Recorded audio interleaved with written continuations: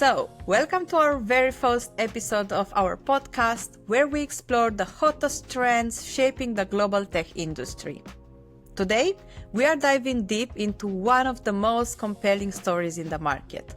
Why are LATAM developers becoming so sought after by US companies?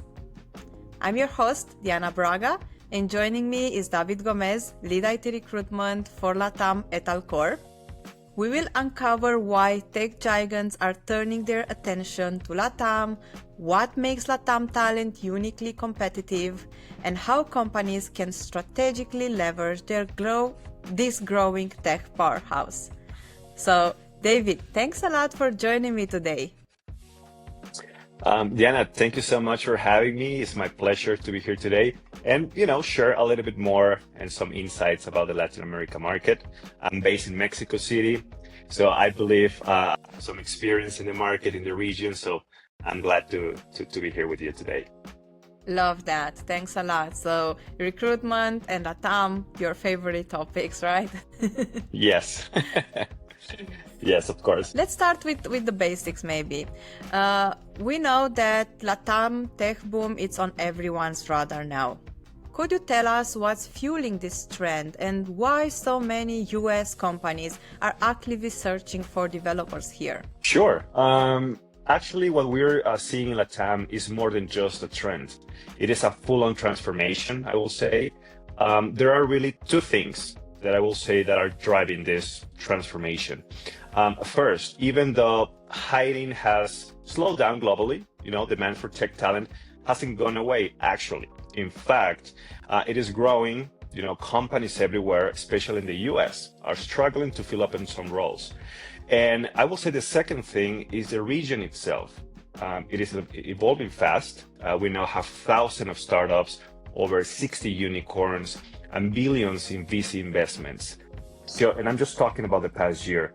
Countries like Mexico, Brazil, Argentina are leading that charge. So the talent is here. Companies are realizing LATAM has both the skills and the momentum to compete globally. So yeah, I will say that's one of the main points. Nice.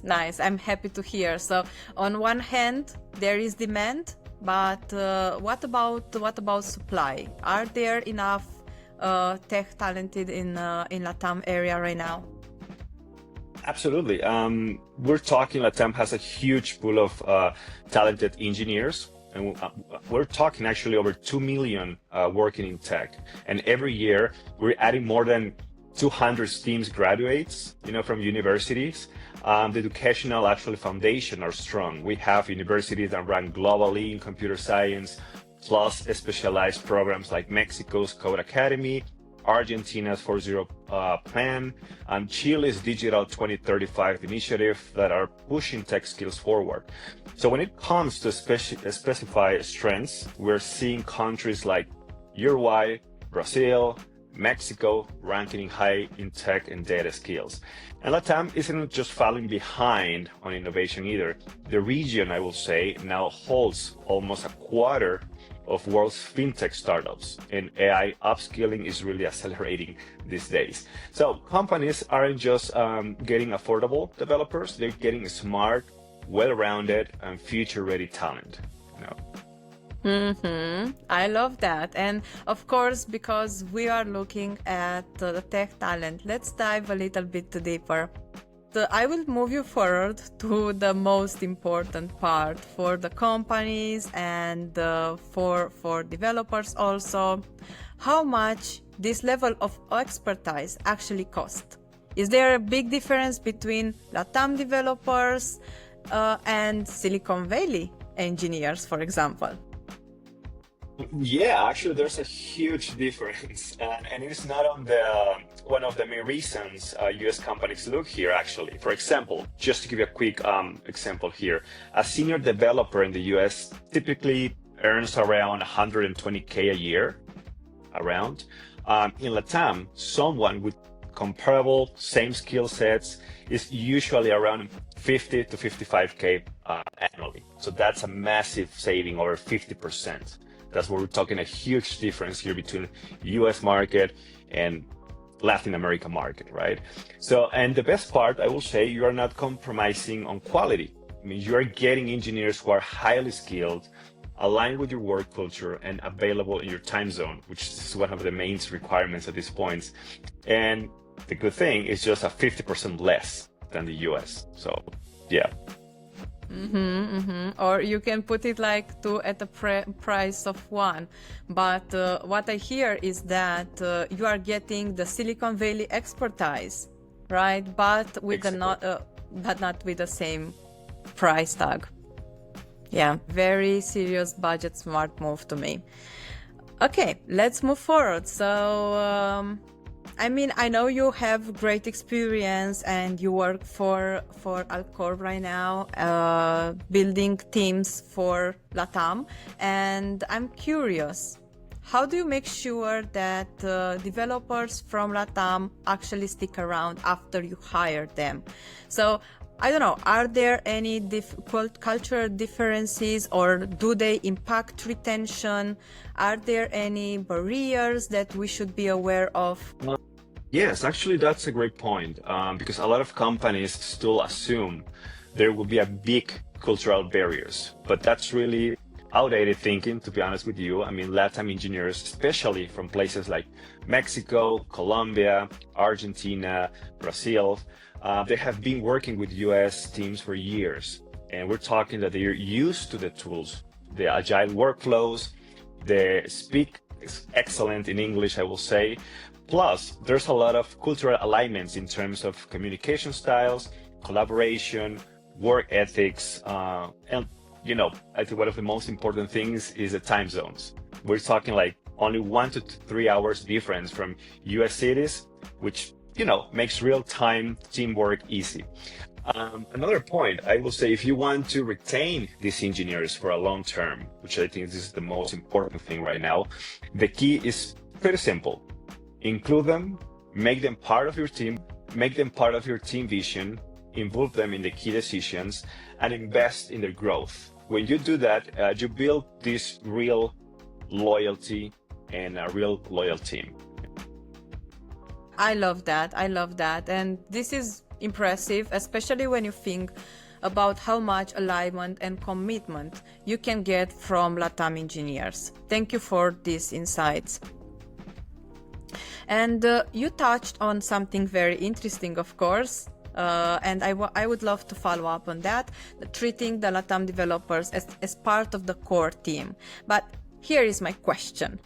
What's actually better, outsourcing or direct hiring? As someone who recruits tech talent in the region, what's your take? Honestly, I will say both models have pros and cons. But neither is perfect. Outsourcing can work if you need to move fast, but the downside is that often comes with less control, lower developers' engagement, and in some cases, higher cost for lower quality. Building a team from scratch is great for control and culture, but it's slow, So you have to deal with legal entities, payroll system, tax compliances, and it is a lot to take for a company, especially in a new country, So that's where our model, our Alcor, fits in perfectly, I will say, because we help companies to set up their own R&D teams in LATAM without all the heavy lifting, It's like getting the best of both worlds, full control with the none of bureaucracy. So I think I will shoot for the Alcor model first. I love that. And of course, now you mentioned Alcor to me, and you mentioned your model, which I loved. Please, can you share with us a success story from Alcor? Absolutely, yes. Actually, one of the best success stories, I will say, it's Frankie. Frankie, they're a tech company from California. They wanted to scale their engineering team in Mexico. So we'll help them build a team made of the top 10% of engineers in the market. They saved about 40% compared to outsourcing, and they didn't have to give up control. No bios fees, no hidden cost. more importantly, they ended up with a high-performing team that truly felt like part of their company culture. So again, those best practices, making the team feel part of your actually team, part of the company, builds this strong relationship with your local teams. I love that. And they also work with one of the best recruiters I know. So they were very lucky to have you. Yes, yeah. We have a great relationship with Frankie. And as far as I know, we're still having more to come. So hopefully we can bigger the team in the next months.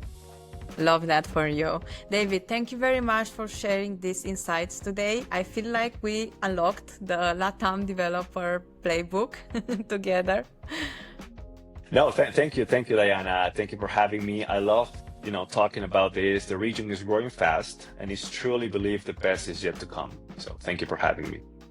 Okay, so everybody, just to wrap it up, if you are looking for top-tier talent, real-time collaboration, and maybe smart scaling, LATAM is the place to be.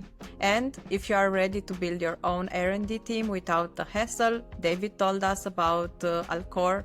So I would love you to take a look on their model. Absolutely. Alcor's got your back, and I'm sorry to interrupt a little bit. And just to remind you, from hiring to payroll and beyond, the easy way is to scale fast and reliable with Alcor. So yeah. Thank you very much, David. Thank you, Diana.